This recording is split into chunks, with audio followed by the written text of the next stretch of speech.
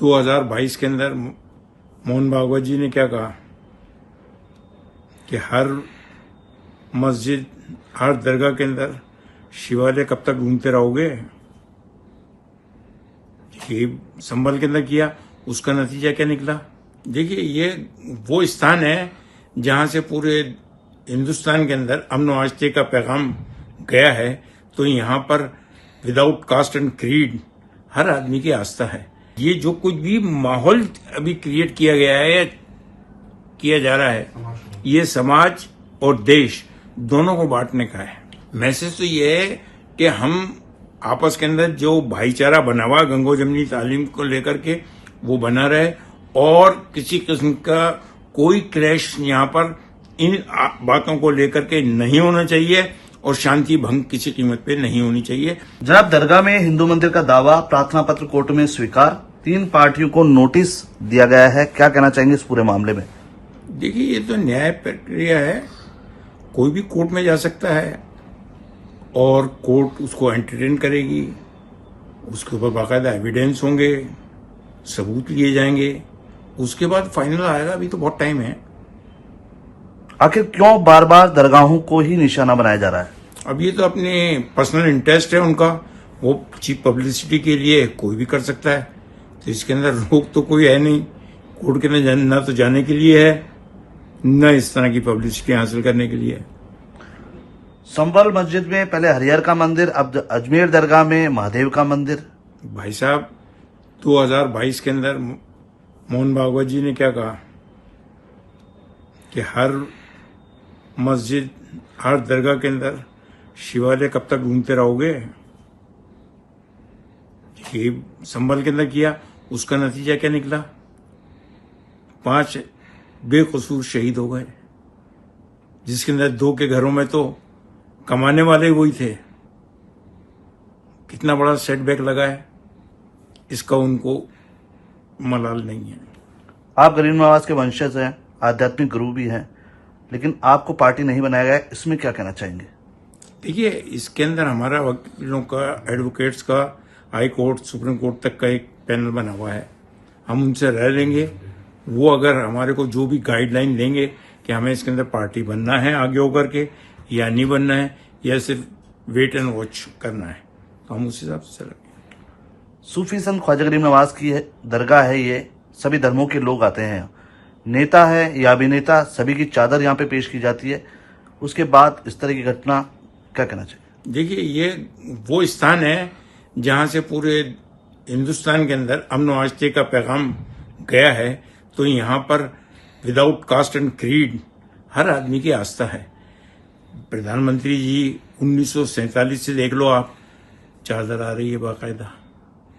जितने गवर्नर्स होते हैं उनकी तरफ से आती है, जितने चीफ मिनिस्टर्स हैं उनकी तरफ से आती है, जितने सियासी पार्टी हैं उनके जो हेड्स हैं, बाला साहब ठाकरे, उनकी तरफ से आई, आज भी आ रही है। आंध्र प्रदेश, तेलंगाना, उनके चीफ मिनिस्टर वो भेज रहे हैं। आरएसएस के चीफ, उनके बिहाफ पे इंदेश कुमार जी वो चादर लेकर के स्वयं भी आए और भेजी भी गई। नीतीश कुमार जी, उनकी तरफ से चादर आई है। तो हर धर्म का आदमी जिनकी इसमें आस्था है वो तो चादर भेजेगा ही। आरएसएस की तरफ से भी चादर पेश होती है यहाँ पे, इंदेश कुमार। बिल्कुल होती है, इसमें कोई दो राय थोड़ी है।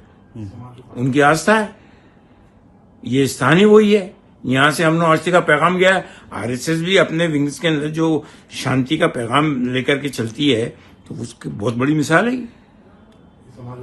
संभल में हिंसा हुई, अजमेर जो दरगाह है वहाँ हिंदू अनुयायी ज्यादा हैं, हिंदुओं की आस्था ज्यादा है।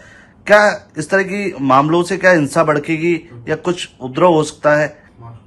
देखिए, हिंसा तो भड़केगी, नंबर 1। नंबर 2 ये कि यहाँ जितनी हिंदू आबादी है वो सवेरे अपनी दुकानें खोलने से पहले जब यहाँ से गुजरते हैं तो दरगाह की सीढ़ी पे अपनी दुकानों की चाबी रख के जाते हैं वो, और फिर जाकर के दुकानें खोलते हैं। आज भी ये परंपरा है।